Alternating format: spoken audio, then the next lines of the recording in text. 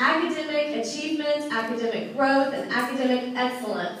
Because you study hard, because you have great teachers, and you have great administrators who have taught you, and you have done so well on all of your testing, and your scores are really high, and you've just done an amazing job. And so the legislature, along with Representative Joe Farrar and John Payton and myself, we funded legislation. You know how a bill becomes a law?